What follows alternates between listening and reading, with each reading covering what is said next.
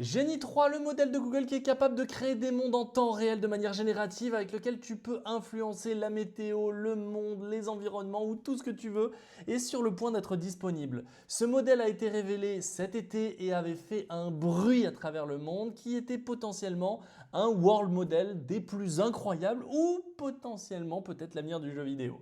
D'ailleurs, assis-toi, prends un popcorn, on va parler de beaucoup de choses. On va parler de jeux vidéo, on va parler de Google, on va parler d'OpenAI, on va parler aussi de tendances, tout ce qu'il faut savoir sur ces dernières 24 heures pour te mettre à jour en termes d'intelligence artificielle. Le plus gros buzz, la plus grosse bombe, c'est que Genie 3 serait sur le point d'être mis en ligne. Alors je ne pense pas qu'il soit disponible pour tout le monde, je pense qu'il va être disponible que à certains utilisateurs. Pour te rappeler qu'est-ce que Genie 3? Genie 3, c'est comme si tu pouvais créer le jeu vidéo, le monde de tes rêves et t'y balader. Un petit peu comme une petite escapade enchantée. Et dans ce monde, tu peux quasiment manipuler en temps réel la météo, faire pop des dinosaures, créer des histoires, faire tout et n'importe quoi. Tu es juste à 2 clics, 2 mots de ton monde imaginaire le plus fou. Et autant te dire que Gemini 3, est-ce que les deux modèles seraient liés? J'avoue que ce serait assez incroyable. Imagine si Gemini 3 est capable de gérer Genie 3. C'est assez incroyable. Et quelques jours après avoir annoncé le nouveau Google IA Studio qui te permet de créer n'importe quelle app en vibe coding de manière très simple et de pouvoir les déployer, ils annoncent la sortie de Genie 3. On attend bien entendu pas Genie 3 mais Gemini 3. Ça devrait arriver rapidement selon un des leads du côté de Google qui l'a annoncé lors d'un podcast. Du côté de Microsoft, il y a eu une grosse annonce hier. Enfin, grosse annonce, j'avoue que je m'attendais à beaucoup plus. Si on fait un petit récap, ils ont annoncé que maintenant on peut travailler à plusieurs avec Copilot. Wouhou, génial. Qu'on pouvait créer des images. Wouhou, génial. On va avoir plus de connecteurs par contre, se connecter à ses mails, etc. C'est plutôt pas trop mal. On a Edge, un petit peu comme Atlas et un petit peu comme Comet. On a un Edge maintenant qui est dopé à coup d'intelligence artificielle. Jusque-là, rien de nouveauté. Le Learn Live apprend en temps réel, ok, rien de nouveau. Ce qui est vraiment cool, on va dire le plus, c'est le Real Talk. Le Real Talk, ça te permet d'avoir un vrai échange avec une intelligence artificielle qui va vraiment te confronter à ta manière de penser, à ce que tu dis. Si tu dis des conneries, elle va te dire non, tu dis des conneries et je ne suis pas d'accord. Et ce serait peut-être une des premières IA qui vraiment te rentre dedans. On a le retour de Miko pour ceux qui ont eu l'habitude de discuter avec Copilot. Miko avait disparu. Miko est de retour. Ce petit slime tout mignon avec lequel tu discutes via ton application mobile. On a bien entendu un petit peu plus de mémoire, on a des copilotes pages, des proactions, du copilote pour la santé, bref, beaucoup de petites fine-tune. Mais comme d'habitude, Microsoft, c'est une surcouche d'OpenAI, donc tout ce qu'annonce OpenAI se retrouve forcément un jour ou l'autre du côté de Microsoft. Et là, c'est un petit peu une grosse mise à jour de tout ce qui a été sorti du côté d'OpenAI. Donc rien de nouveauté, Microsoft est toujours à la traîne. Microsoft, littéralement, ne me fait pas rêver. Et avec les moyens qu'ils ont, j'avoue que je trouve ça très bizarre. Ils se placent avec Copilot comme un logiciel qui va utiliser de l'intelligence artificielle comme une surcouche de l'intelligence artificielle. J'avoue que pour le moment, ça ne me fait pas rêver, mais bon, écoutez, on verra bien ce qui va se passer. Le plus gros buzz, c'est du côté de l'intelligence artificielle, mais du côté du gaming. Alors attention, j'entends les levées de bouclier, surtout si vous êtes joueur de jeux vidéo.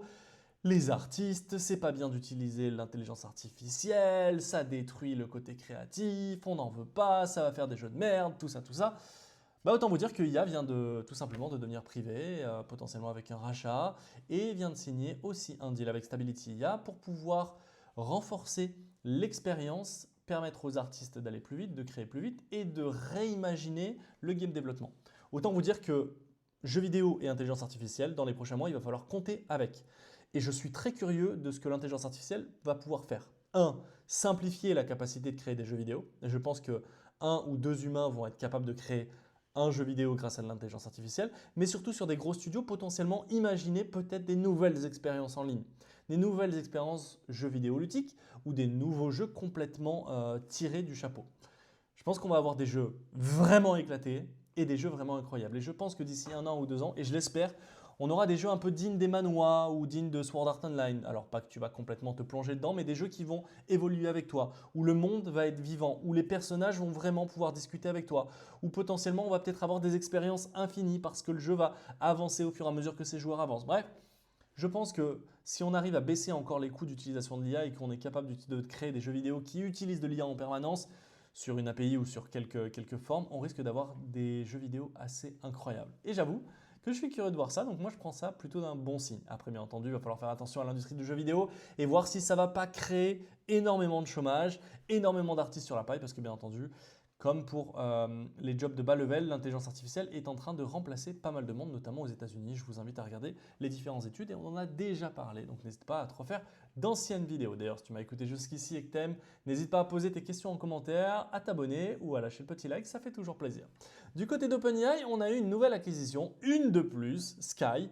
Alors je vous avoue que quand j'ai lu ça, j'ai vu Skynet.